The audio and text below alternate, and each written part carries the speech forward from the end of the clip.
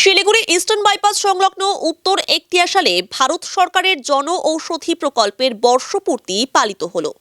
এদিনের অনুষ্ঠানে উপস্থিত ছিলেন জলপাইগুড়ির সাংসদ জয়ন্ত রায়, ডাবগ্রাম ফুলবাড়ির বিধায়ক শিখা চ্যাটার্জি সহ অন্যান্যরা।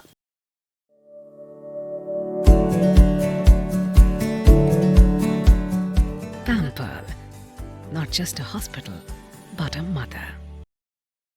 এদিন শিলিগুড়ির ইস্টার্ন বাইপাস সংলগ্ন উত্তর একটিয়াশাল মালডাঙ্গি মন্দির এলাকায় জন ঔষধি প্রকল্পের উত্তরবঙ্গ এবং সিকিমের মূল ডিস্ট্রিবিউটর হাউসে পালিত হয় ৭ম জন ঔষধি দিবস।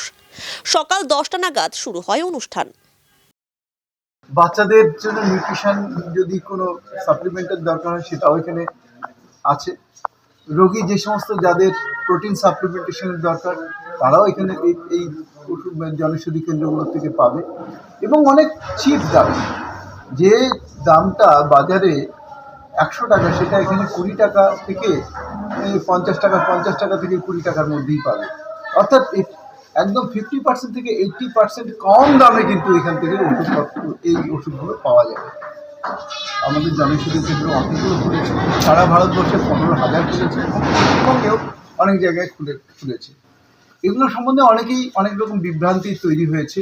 অনেকেই কেউ বলছে এত সস্তাতে কী করে ওষুধ পাওয়া যায় যখন মার্কেটে অনেক বেশি দাম।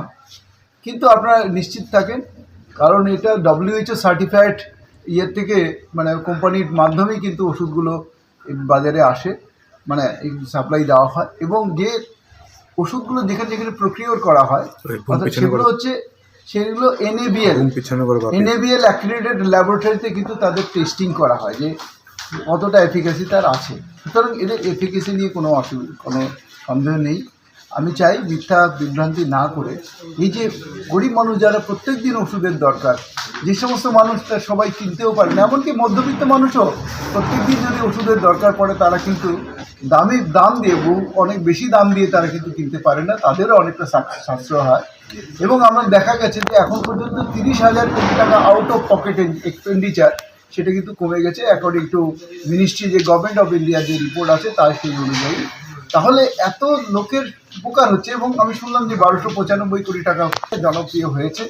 যারা এখন পর্যন্ত যাদের ডাউট আছে, আমি নিজেও ওষুধ এখান থেকে খাই, আমার বাড়িতেও পরিবারে আমরা ইউজ করি, মিথ্যা বিভ্রান্তির শিকার হবেন না। এগুলো কোয়ালিটি প্রোডাক্ট এবং সার্টিফাইড প্রোডাক্ট। হ্যাঁ, এটা কোনো জেনেরিক নামে আছে, এটা কোনো ব্র্যান্ড নেমে নেই, এটাই হচ্ছে তফাৎ। আদারওয়াইজ এর কোয়ালিটি নিয়ে কোনো রকম নিশ্চিত সংশয় কিছু নেই। আমি রিকোয়েস্ট করব সবাইকে যে যারা প্রত্যেক দিন খান তারা নিশ্চিন্ত থাকতে পারে যে এই ওষুধ খেলে আপনাদের যে বিসুখ সেগুলো কিন্তু সারবে